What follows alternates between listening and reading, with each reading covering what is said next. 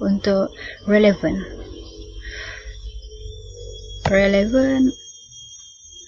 adalah bagaimana maklumat itu mengikat tanggungjawab utama anda.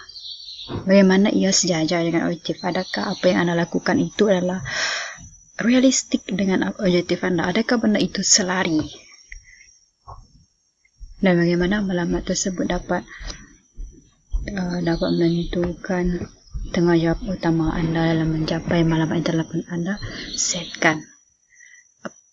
Apakah halangan yang anda hadapi? Mungkin banyak halangan yang akan anda hadapi dalam mencapai maklumat yang anda inginkan. Kadang-kadang kita tanpa kita sedari banyak halangan yang kita kena hadapi. Contohnya seperti seorang yang sukar untuk bangun tidur. Kadang-kadang dia akan setkan alarm untuk membangunnya tidur, tapi kadang-kadang tanpa kita sedar kita terlupa untuk setkan alarm tersebut, jadi kita tak bangun. Jadi itu merupakan satu halangan dalam mencapai maklumat yang seseorang itu ingin bangun awal pagi untuk pergi ke tempat kerja. Apa-apa saja perkara boleh berlaku sekiranya, terutamanya jika kita ingin mencapai maklumat yang kita tujui. Tetapi ia bergantung kepada kita sebagaimana kita akan menangani perkara tersebut. Jadi sebelum kita mencapai maklumat yang kita ingin capai, kita kena tahu apakah cara untuk menangani setiap rintangan yang mendatang. Jadi kita tidaklah perlu risau dengan halangan yang sedia ada, disebabkan kita telah pun ada cara untuk menangani perkara tersebut. Okey, contoh relevan. Untuk yang tidak relevan ni contohnya seperti ini. Saya akan menari selama 15 minit untuk menjadi pembaca yang bagus. Apakah kaitannya? Memang dia tidak ada kaitan langsung. Kalau yang relevan, saya akan membuat latihan sains selama 20 minit setiap malam dalam kadar 1 bulan untuk meningkatkan pemahaman saya dalam mata pelajaran sains. Di sini kita dapat lihat keselarasan apa yang seseorang itu inginkan. Sebab daripada membuat latihan sains selama 20 minit setiap malam, dia akan nampak meningkatkan pemahaman seseorang itu dalam mata pelajaran sains.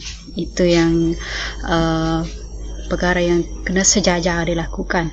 Jangan seseorang itu inginkan benda yang lain tetapi membuat sesuatu yang lain. Contohnya, seseorang itu ingin mendapat keputusan, ingin mencari pekerjaan, tetapi dirinya tiada pun mencari alternatif untuk membantu dirinya untuk mencari pekerjaan. Contohnya, kalau seseorang itu ingin mencari pekerjaan, dipastikan melayari laman web yang seperti Jobstreet dan sebagainya.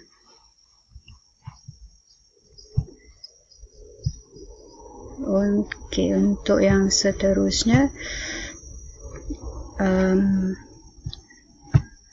I'm bound.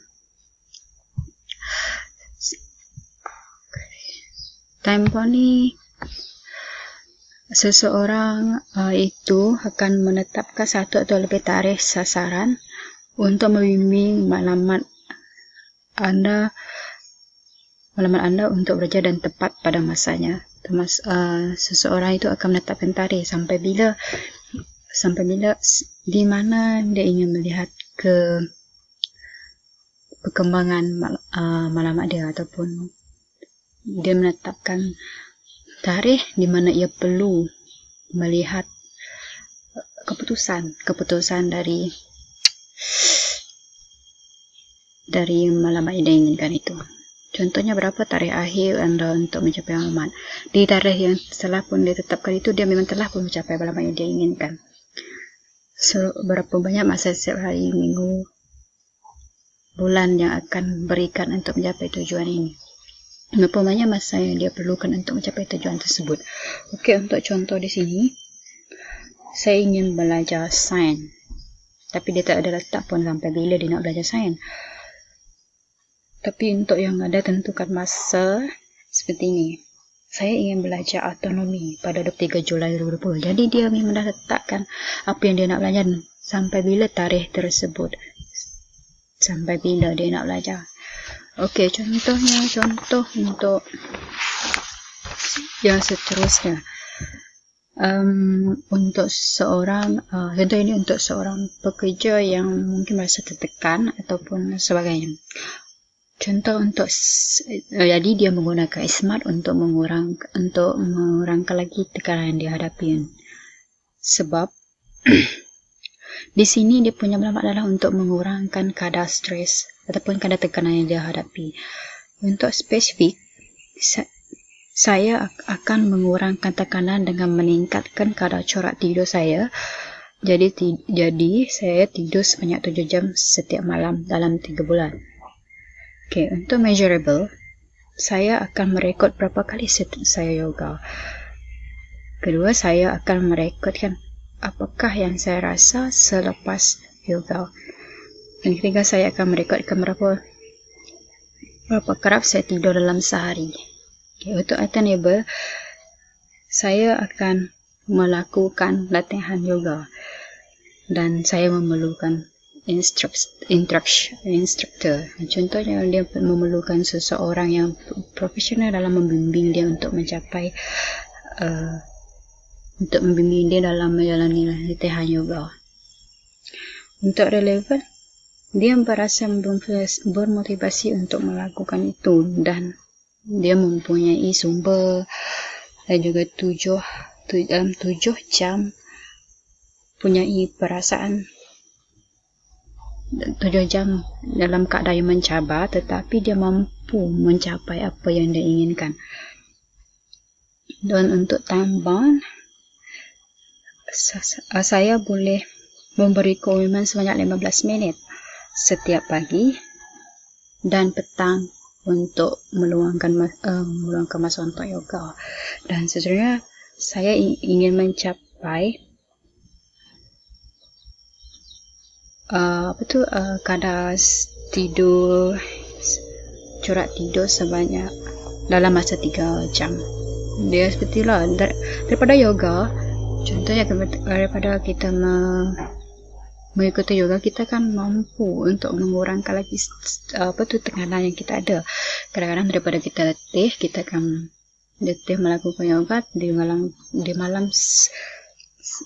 itu kita akan tidur. Besok kemudian kita perlu rehat, jadi kita pun tidur dalam keadaan yang bagus lah, kita dapat merehatkan badan, otot-otot, sebegitulah. Okay. Itu saja daripada saya.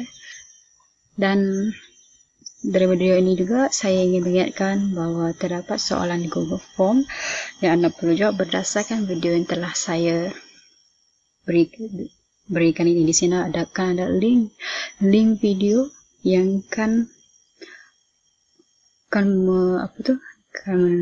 memberi tujuan anda untuk ini. Sekian, terima kasih.